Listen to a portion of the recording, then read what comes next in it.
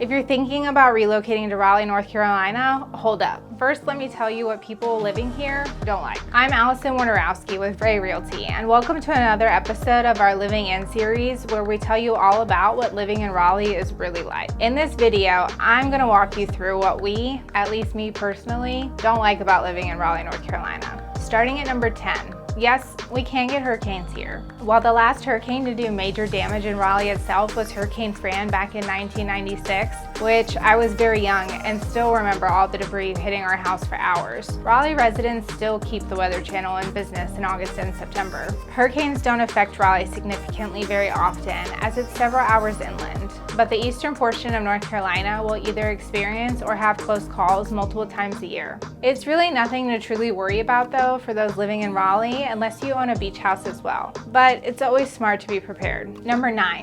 It's not walkable. With the exception of some parts of downtown and midtown Raleigh, it's pretty spread out. The vast majority of communities are not designed to be walkable, so you will need a car. Raleigh has been adding quite a few high-rise condos in downtown and midtown that are starting to create more walkable communities in those more downtown style areas. But if you're used to master plan communities where you can walk to anything that you need, Raleigh just doesn't have that. There are some popping up in some of the suburbs, like Chatham Park in Pittsboro, but it's just not that widespread yet. All right, number 8, schools can cap.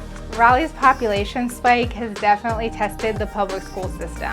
While Wake County Public Schools provide a high quality of education across the board, many families still flock to the neighborhoods that are assigned to the highest rated schools. These schools can reach capacity, which would then leave new students to be instead assigned to the overflow school. This can be disappointing to those who are reassigned. However, it does ensure that schools don't get overcrowded to the point of affecting the quality of education.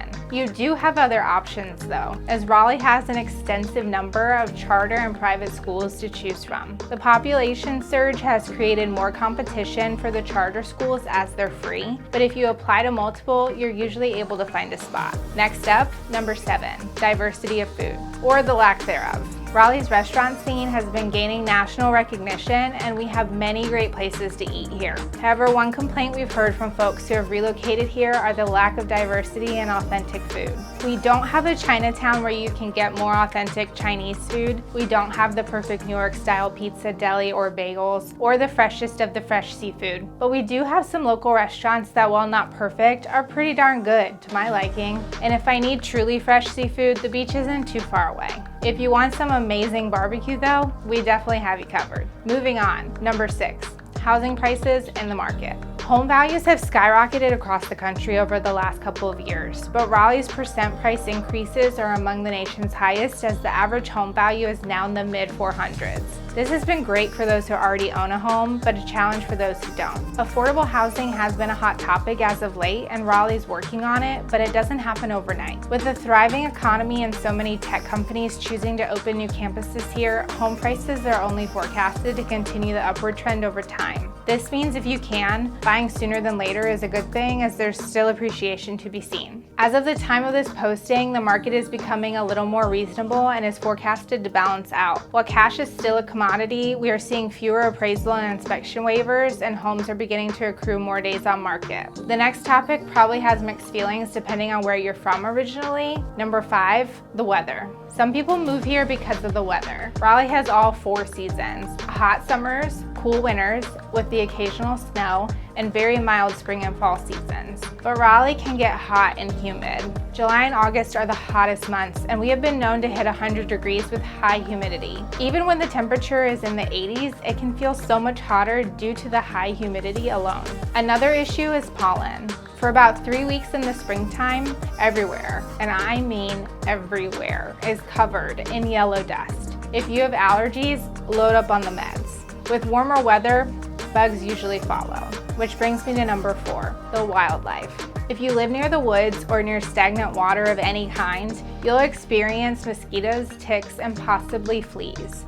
Cockroaches are also prevalent whenever trees are around. Most people have pest service to help alleviate the problem, and it typically works quite well. We do have snakes, and while most are non-venomous, copperheads are the most likely venomous snake that you could encounter. They are not aggressive unless threatened or cornered, and I've personally only seen one baby one in my 30 years of living here. The last animal worth mentioning is the abundance of deer we have. Our kids love to see them walking across our yard, but they can be dangerous on the roadways and have the ability to total a car if they're hit. Be cautious when driving on back roads at night. You are likely to spot a deer. Getting down to the last three. The number 3 worst thing about living in Raleigh is the lack of pro sports. If you have to see all of the major pro sports live on a consistent basis, Raleigh is not the place for you.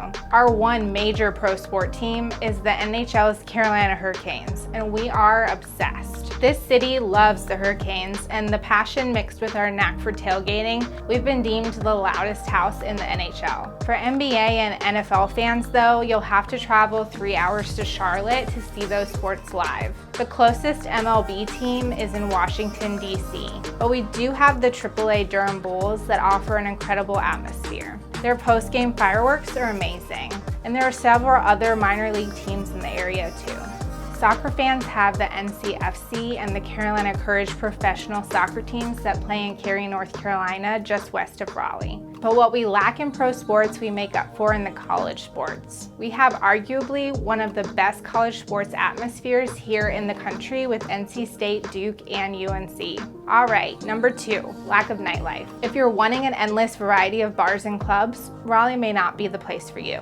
Raleigh definitely has some great places for nightlife, and it's constantly expanding. Glenwood South, Moore Square, and the Warehouse District are some of the more lively locations in downtown Raleigh, and North Hills and Midtown feels like a mini downtown all on its own. But it does not have street after street of walkable bars and clubs to go hopping night after night. You're more likely going to get accustomed to the few bars and clubs that you really like and make those your go-to spots. Despite the lack of endless nightlife options, Raleigh still attracts a lot of young professionals who are more than satisfied with what Raleigh has to offer. Raleigh continues to add new high-rise condos near these locations as well, which helps attract even more young professionals and bolsters the atmosphere of the nightlife scene. We have arrived at the number 1 worst thing about Raleigh, and that's the traffic and the public transportation. So relatively speaking, Raleigh doesn't and will never have the traffic of some of the most notorious major cities. But the city is spread out, with many commuting from suburbs into downtown or RTP.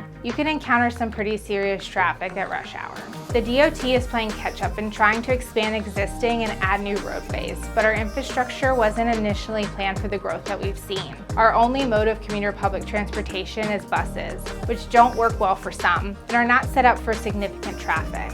A light rail commuter train has been discussed over the past few years, but it's hard to imagine where the real estate will come from, as the urban areas here are pretty packed in already. On the bright side, this is manageable if you're conscious of where you pick your home relative to your office. My husband commutes from Wake Forest to downtown and is able to utilize some back roads to make his commute very reasonable at about 35 to 40 minutes at rush hour. Also, we do have a train station downtown with Amtrak that can take you to places like Charlotte or Washington, D.C. And we do have the RDU International Airport that's very convenient to access. I hope you gained some valuable insight as to what some of the worst parts about living in Raleigh are. If none of these reasons are deal breakers for you, we at Ray Realty would love to help you find your perfect location. Please feel free to reach out. Our contact information is in the description below. You can also join our Facebook group, Relocating to Raleigh. It is thousands of people just like you looking to collaborate with others about the area. And don't forget to subscribe below and click the bell for notifications so you don't miss our videos. For more information on Raleigh, check out some of our other videos or visit my website at www.rayrealty.com. I'm Allison Warnowski with Ray Realty, and thank you for watching. See you in our next video.